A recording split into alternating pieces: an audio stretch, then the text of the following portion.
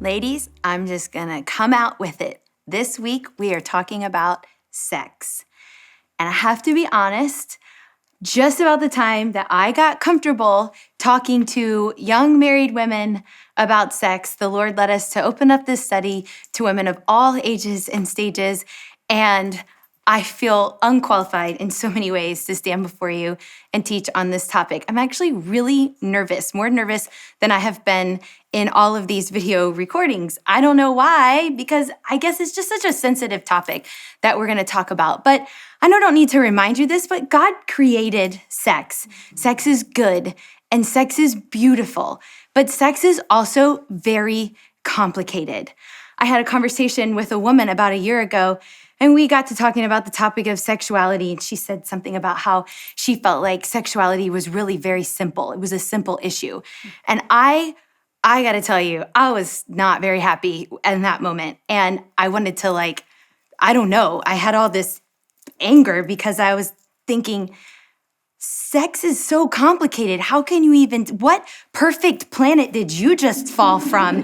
It is not a simple issue. And today, I don't mean to oversimplify a very complex issue. I understand that there are people who devote their entire lives to studying human sexuality, and I'm gonna teach about it for 30 minutes and give you a couple questions to answer this week. I know that I cannot cover every issue and every situation. But my thought is that today, maybe I can throw out a wide net and kind of get you thinking in the right direction about this topic. So before I even get started, I want to tell you that if you are in an extreme situation concerning this topic, you need to seek professional help. And I also want to go on the record as saying, I do not consider myself an expert on this topic. I'm just a wife like you, on a journey, a Christian woman trying to understand how to have a biblical view of sex, of beautiful, good sex inside of my marriage. And I just want to share with you today some of the things that I have been working through. And I can promise you this, I'm going to be honest with you this week, even if it's a little bit uncomfortable, because I feel like Christian women need to talk about sex more. Yeah. We need to be honest and open and vulnerable with each other. We all need someone in our lives that can encourage us to have fun and to experience the beauty that comes through having intimacy with your husband. But I know that we all come from so many different backgrounds and we have so many different emotions about this topic. But I want to remind you about what my husband said even this past weekend. He said, God cannot heal what you hide. Mm-hmm. And the truth is that we all need healing in this area in some way, shape, or form in our lives. Maybe you have a past abuse that just haunts your marriage. Or maybe you made some poor decisions before you got married or before you entered into this marriage that you just really can't seem to get over. Maybe you were taught that sex is bad and dirty and you need to save it for marriage. And you're trying to reconcile that concept. Maybe you're newly married and you have no idea what I'm talking about because you're having a great time. But maybe you just had a baby and you're like, I don't know if I'm ever gonna have sex again, okay? We all come from all different walks and all different places in this journey, but we're gonna talk about it. We're not gonna let the enemy make us believe that we're alone or we're weird or that our situation is hopeless. We are better together. That's why this study was designed for you to do it in a group, okay? So, first things first, I wanna establish sex must be everything in your marriage, no matter where you are in your marriage. If you're newly married, if you're knee-deep in kids, if you're consumed with a project at work, if you've been married for 30 years, sex has to take the center stage of your life. It has to be central, okay? It can't just be another part of your life. It has to be everything. It is everything in your marriage. And so today I'm gonna divide this topic up into 4 areas. And I'm really sorry if you're used to hearing Pastor Stephen preach. This is not a creative sermon. I'm not spelling anything. I just gotta get some of this stuff out. So I'm gonna give you the why, the how, the perks, and then the commitment. that I would like for you to make, okay? So let's start with the why. In a biblical context, sex is the only thing that makes your marriage a marriage and not a friendship. That makes your marriage a marriage and not just roommates living together, okay? Maybe raising children together.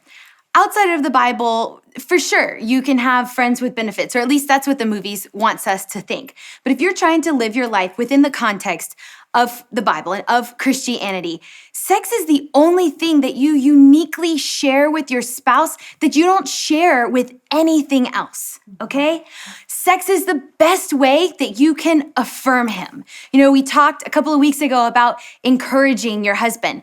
You can say, I love you, I want you, you're the man. You can say all of those things, but if you're not following that up with your actions, he's not 100% hearing those things. Sex is the way that you show him that you love him, that you want him, that you think he's the man, and it's the way that he believes it, okay? Sex is the thing that bonds you together. Genesis 2:24 says, let me read it to you. It says, that is why a man leaves his father and mother and is united to his wife, and they become one flesh. It's the thing. It's the glue. And it's the fastest way that the enemy can drive a wedge between you and your spouse. 1 Corinthians 7:4-5 says, the wife does not have authority over her own body, but yields it to her husband. In the same way, the husband does not have authority over his own body, but yields it to his wife. Do not deprive each other, except perhaps by mutual consent and for a time, so that you may devote yourselves to prayer. Then come together again, so that Satan will not tempt you because of your lack of self-control. It's the glue. It's the bond. It's the thing that makes you married. It's everything. Okay, here's another part of the why. His urges do not go away, okay? We all know that men think about sex more than women. This is true. Now, how much more men think about sex than women is wildly debated, okay? I went online, tried to figure this out. How much more do men actually think about sex than women? And I found many different opinions. One person said that men think about sex every 7 seconds. I think that's maybe more like 13-year-old boys. But some say that men think about sex 19 times a day and women think about sex 9 times a day. That number was based on a study that a psychologist did where he gave men and women little clickers and he asked them to click for every time they thought about sex, food, or sleep. And he came up with this ratio of men think about it 19 times a day and women think about it 9 times a day in general. Another person said that men think about sex about every minute. And then another person said that there was a ratio of 3-to-1. So for every 3 times a man thinks about sex, 1 time a woman thinks about sex. But here's the thing. Nobody actually asked these men and women what they were thinking about when they were thinking about sex. Because even when we're thinking about sex, we're thinking about it in totally different ways. And what I'm trying to say to you about his urges is that in general, women has an easier time compartmentalizing sex, okay? Let's just say that our minds are easier to distract from theirs. And you cannot assume that just because you didn't want to have sex, that his urge is just going to go away. Just because you can compartmentalize it doesn't mean that he can. Sex is the number one thing that he needs that only I can give him. His mother can make him a dinner. His boss can tell him that he's doing a good job. His children can show him respect. Only you can righteously and completely fulfill his God-given desire. All right, now let's get into the how. The first thing I want to tell you about the how is stop making this all about you. Now, I don't mean to be so hard in this study and say, give, respect, encourage, thank. But this kind of goes along with what I've been saying the whole time. Stop making everything about yourself. And in the context of sex, stop making it about when you feel like it, when you have time, when you aren't tired, and start making it about him. Remember, Mrs. Betterhalf is all about giving. What does he like? When does he like it? How does he like it? How does he like you? You've got to think about this in the context of him and what you want to give to him and how he likes it and making it about him, okay? Also, understand that for him, sex is kind of like a fix-all, okay? So it's what he wants when he's sad. It's what he wants when he's happy. It's how he wants to celebrate a great day. It's how he wants to make up for a bad day, okay? Now, I'm gonna give you an illustration. I did ask my husband permission to share this with you all, but a while back, I was having a really bad day. And I was having to deal with some relational issues. And it was the day that I come to the office and I have a few meetings with people. And I had this situation that I had to deal with right then and there. And so I came into my husband's office and I was trying to update him on the situation. And I was literally late for the meeting that I was supposed to be at, but I was just on the verge of tears of this situation. And he was being so sweet. And he was like, just take a minute and get yourself together. Because obviously, you know, the worst thing when you have to go to a meeting as a woman is when you're like, I'm sorry, I just need to get myself together. I mean, of course, I'm not going to do that. So I'm sitting there, better to be late than that. So I'm in his office and he's being super sweet. And he's like, you know, just take a minute, you know, sit down. And so he gives me a minute. And then all of a sudden he goes, do you want to have sex? And okay. He was totally joking. He really was. He was trying to make me laugh, okay? But if the situation had been him and not me, it might not have been a bad strategy, okay? This is not a formula. It's just a concept that I want you to kind of wrap your mind around, okay? Your husband is not gonna come to you and say, I'm really sad, can we have sex? I mean, it's not that black and white for him, okay? But if you have ever been in the situation where you feel like, man, my husband's just going through such a tough time in his job, and I don't know how I can encourage him, okay? Or I know that he it just had such a big win. I don't know, and everybody's telling him he's doing such a good job. I don't know how I can tell him. I know how you can tell him, okay? It's not a formula, but it is a concept that you really can think about how to help him through a situation that he's struggling with. You know, I always get frustrated because I feel like Hollywood and the movies make you think that, you know, sex is the fix-all, the thing that heals every situation. And in reality, it's not. You know, the movies like to show us makeup sex, and you know, if you're mad, that's okay, just have sex. And for a woman, it's kind of like, I don't know. But for a man, it really is a sense of healing and a sense of a rush of energy, and it can be that for you as well. But it's a concept that I want you to think about. Here's the next thing I want to tell you. You need to know yourself. Now, some of you are thinking, finally, she tells me to do something for myself. Yes, you need to know yourself. What makes you feel attractive? What makes you feel sexy? What makes you feel unattractive? I have a friend, her name is Sheila, and she's another pastor's wife, and I heard her do a sermon one time kind of about this for women, and she was talking about the ocean of emotion is what she calls it. And she shared this story about how several years ago, she loved to go to Olive Garden for their date. And she loved to just gorge herself on breadsticks and pasta. And they'd come home after their date and her husband would be like, let's finish our date. And she would just, oh, I feel so gross. I feel so disgusting. For her, that was something that she had to realize, that what she ate directly affected how she felt about herself. Now, that may not be the same thing for you, but you need to think about what makes you feel sexy. Is it taking care of yourself? Is it, putting on, if you're a stay-at-home mom, maybe like actually getting dressed and putting makeup on before your husband comes home from work? I had one friend that said she loved to wear sweats. and she loved to just feel comfortable around the house. But when she wore sweats, she would always feel like kind of, like grubby and unsexy. And so she decided that she was going to wear nice underwear underneath of her sweats just to remind her that underneath of her sweats, she was still really sexy. Okay? You have to know yourself. You have to know what turns you on and what makes you feel attractive. Here's the next one.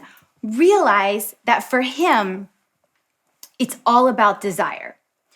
And actually, it's not just for him, for us too. Sex is all about feeling wanted.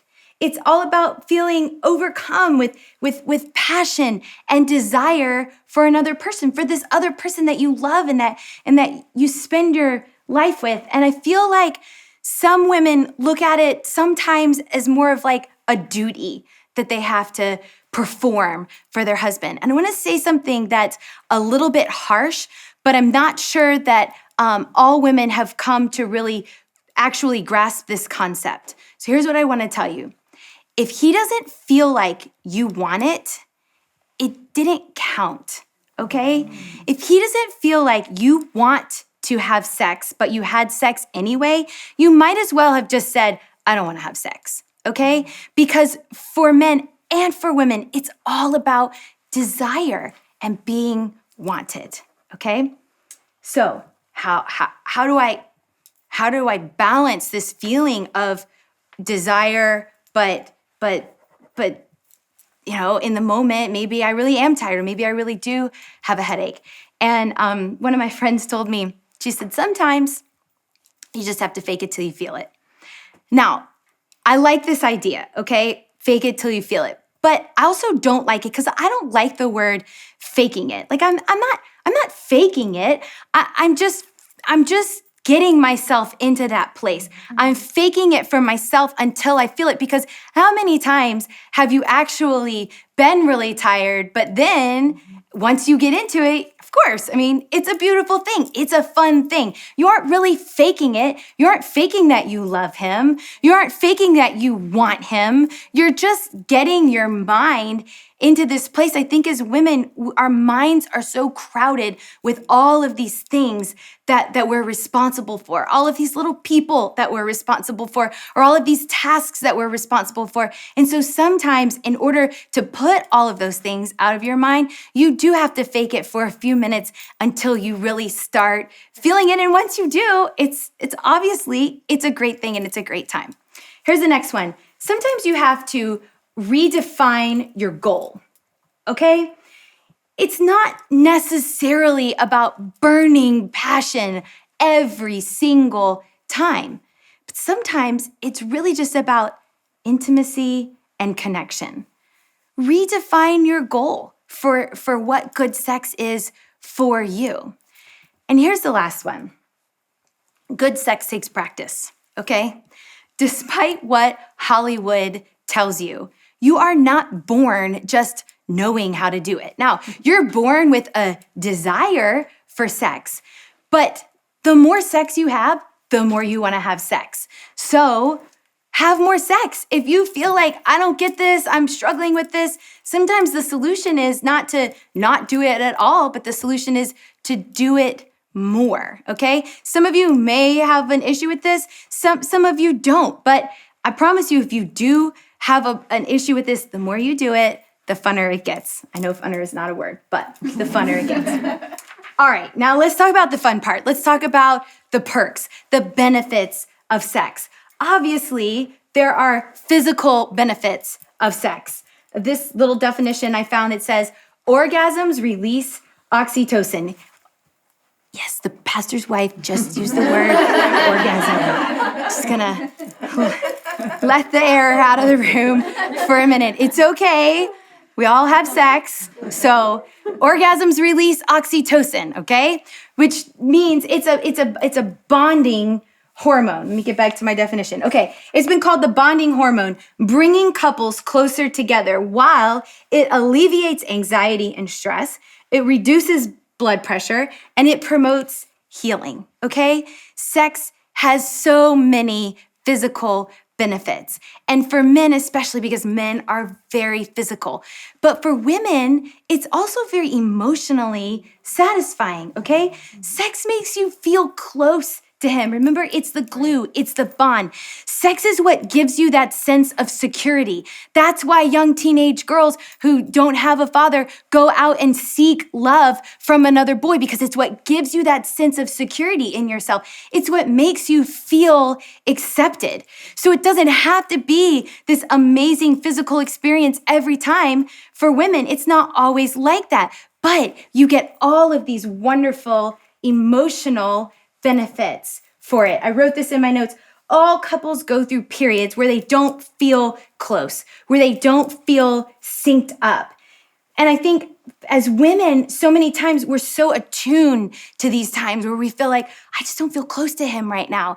And maybe the answer is you haven't been having enough sex. You don't feel bonded because you aren't bonding. You aren't using the God-given instrument to bond with your spouse, okay? Now, the commitment. As I close, I just want to give you a few areas for you to just start thinking about.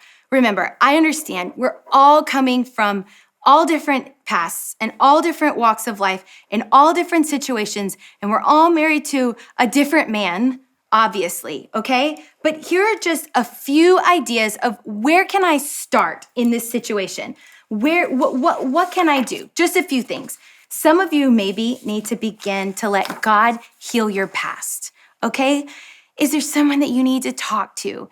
Is there professional counseling that you need to seek? Some of us need to start there by just vocalizing, I think I have a bigger problem that I need help with, okay? Some of you, maybe you don't need to seek professional help. Some of you need to seek help from God, okay? Remember, let your frustrations draw you closer to God. Cry out to him. Ask him for a breakthrough in this area for you. Maybe it's you. Maybe it's him. Maybe it's a hard season in your life. Maybe it's because you're busy or you're grieving or you've had a baby, your body. There's all different reasons why we may struggle in this area. And sometimes we run around to everybody else and we forget that the God of the universe, he created sex, and it's okay for you to pray about it. He made it up, okay? You can talk to God about this issue, and he can bring a healing in your life and in your marriage if you're struggling through a difficult season, okay? Here's another idea. Be aware and be realistic, okay? Be aware of how often you are having sex. One of my friends told me that she tries to never let more than 3 days pass without intimacy with her spouse. Maybe that's not a place that you can start. Maybe that's not a place that you can end, but are you even aware? Are you aware of how often you are being intimate with your husband? Here's the next one. And this one I think is kind of hard for us, but be open, be honest, and be a safe place. Now, don't nag, okay? I don't want you to go out of here today and sit your husband down and be like, you know, babe, I just want you to know that I can be a safe place for you. So if you ever want to talk, do you want to talk? Is there anything you want to talk about? Is there anything that you struggle with? Please don't go home and do that. But maybe you could start by praying for God to open up a conversation between you and your husband. And when he does, determine to be a safe place for him, okay? Don't make your husband feel gross. You know, I think sometimes as women, when men share something, we're like, really? Ooh, you know, don't make him feel gross because he's not going to want to open up to you again, okay? But here's another part of being open and being honest and being a safe place. Don't make his struggles about you, okay? If your husband is struggling in this area, maybe he has a serious struggle. Maybe he's shared with you that he struggles with pornography, or you just know that he struggles with looking at pornography. This is not about you. This is something that is deeply rooted within men from their childhood. A man's struggles are his struggles. They're not about you. They have nothing to do with whether or not you're pretty enough, or you're skinny enough, or you're sexy enough, or you have sex with him enough. His struggles have nothing to do with you. They're not a direct reflection of your adequacy or your inadequacy. They're his struggles. Just like your struggles have nothing to do with him, don't take his struggles so personally. Don't think because my husband struggles in this area, I must not be a good wife, okay? Commit, this is a fun one, commit to initiating more. Okay? Maybe you could commit to enjoying it again and remembering the joy and the beauty of sex. And here's another idea. Commit to responding to his initiation more often. I have a friend that said she decided that I can't remember what the time was, I think it was for a month. She decided that every time her husband initiated sex, her answer was gonna be yes. And she told me how it was such a great time in their relationship. It really took them to a whole nother level in their bonding together because she decided that every time he initiated, she was going to respond. And for some of us, though, we need to go back and say, he doesn't always need to be the one that initiates. Because if it's all about desire and him feeling wanted, if he's the one that only ever initiates it, I think you're going to have a little bit of a difficult time convincing him that it's something that you really do desire. And it is. So initiate more. Commit to saying, I'm going to initiate sex with my husband more this week. And actually, that's going to be part of your homework. Just going to give you a little heads up there. I'm just trying to get you started today, okay? Some of us have a long way to go in this journey. Others of us, maybe not so much. But there will come a season in your marriage where you will need this reminder. So it's time for you, again, to dive into your homework, to think about your own issues, your own history in this area. And next week, we're gonna come back together and we're going to share, okay? Because like I've said before, the enemy has power over you when you isolate yourself. When he convinces you that if you're honest, nobody's gonna respect you and everybody's gonna think you're crazy if you share what's going on. But friends, there's freedom that comes with honesty, and together we can help each other. So dive into your homework this week and come back ready to share and ready to learn from others. I'm praying for you that this is the funnest week of the study for you, and I'll see you back here next time.